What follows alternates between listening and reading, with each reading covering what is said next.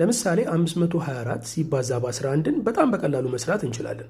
5ን እዚህ ጋር መጻፍ፣ 4ን ደግሞ እዚህ ጋር መጻፍ። ከዛስ 5 ሲደመር 2 ስንት ነው? 7 አይደል? 7ን እዚህ ጋር 2 ሲደመር 4 6 አይደል? 6ን ደግሞ እዚህ ጋር ይኸው በቃ ጨርሳቸዋል።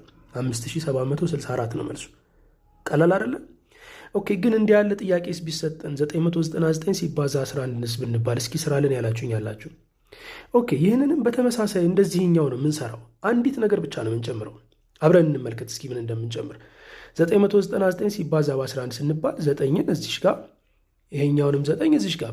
ይሄ ከዚህ ቀደም ልክ እንዳደረግነው ነው የምናደርገው። ምንም የተለየ ነገር የለውም። ነገር ግን እዚህ ጋር 9 ሲደመር 9 ስናደርግ 18 አይደል የሚመጣው? 8ን እዚህ ጋር ጽፈን 1ን ለ9 ነው የምንሰጣት።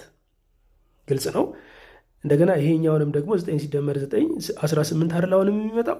8ን አሁንም እዚች ጋር እንጽፍና 1ን ለዚችኛዋ 8 እንሰጣታለን ማለት ነው። ከዛ አሁን 9 ስንት ሆናለች? 1 ሲደመር 9 10 አትሆንም? 9 እቺ 8 ስንት ሆናለች? 9 አትሆንም? ከዛ የቀሩትን 8 እና 9 ደግሞ እንዳሉ እንጽፋቸዋለን። ይኸው መልሱ 10989 ይመጣል። ምሳሌ እስኪ እንጨምረው።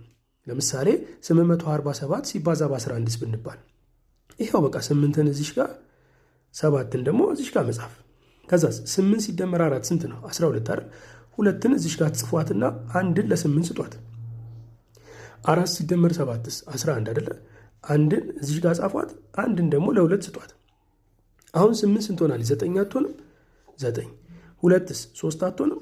ይኸው 3። ከዛ 1 እና 7ን እንዳለ ጻፏቸው። ይኸው መልሳችሁ 9317 ይመጣል። በጣም ቀላል ነው አይደል? ያ ኦኬ። እስኪ ደግሞ እናንተ እችን ጥያቄ ስሯትና መልሳችሁን ኮሜንት ላይ ያሳውቁ። ስለዚህ ማንኛውም አይነት ባለ 3 ዲጂት ቁጥርን በ11 አባዙ ብትባሉ ከእነዚህ ሁለት ዘዴዎች ውስጥ አንዱን ተጠቅማችሁ መስራት ትችላላችሁ። ሌላው ደግሞ በጣም ብዙዎቻችሁ ፕሮግራሚን እንደወደዳችሁ ትነግራችሁኛል። በጣም ነው የማመሰግነው።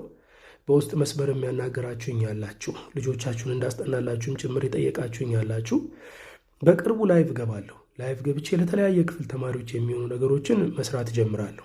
በቻፕተር እያደረግን ማለት ነው። ለምሳሌ አሁን 7ኛ ክፍል ላይ ትኩረት የሚያደርግ ከሆነ 7ኛ ክፍል ቻፕተር 1 ስለ ሴትስ ነው አይደል? ቴክስት ቡካችሁ ላይ ነው ማወራችሁ። ቴክስት ቡካችሁ ላይ የ7ኛ ክፍል ቻፕተር 1 ስለ ሴትስ ነው። ስለዚህ ሴትስን በተመለከተ ላይቭ ላይ ገብተን ያለውን ነገር ከጥግ እስከ ጥግ የማሳያችሁ ይሆናል ማለት ነው።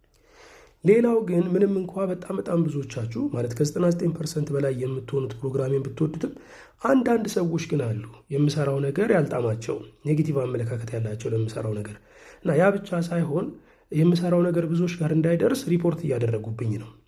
እና ግን ይህ ፕሮግራም ይጠቅማል፣ ብዙዎችም ጋር ቢደርስ ይጠቀሙበታል ብላችሁ የምታምኑ እናንተ ፕሮግራሞቹን ኮፒ ሊንክ አድርጓቸው፣ ቪዲዮቹን ኮፒ ሊንክ አድርጓቸው። አካውንቴንም የገባችሁ ቀስቱን እየተጫናችሁ ኮፒ ሊንክ አድርጉት ባካችሁ። እንደዛ ባደረጋችሁ ቁጥር ቲክቶክ ለብዙ ሰዎች የማድረስ እድሉ ከፍተኛ ስለሚሆን፣ ለሁሉም ግን ፎሎ ማድረግ አይረሳ። ኔክስት ታይም በ12 ሰራላችኋለሁ። ብዙ ሰዎች አላችሁ በ12ም ስራልን ብላችሁኝ የጠየቃችሁኝ። ነገ በ12 ሰርቼ እለቅላችኋለሁ። እስከዛው ሰላም ቆዩኝ።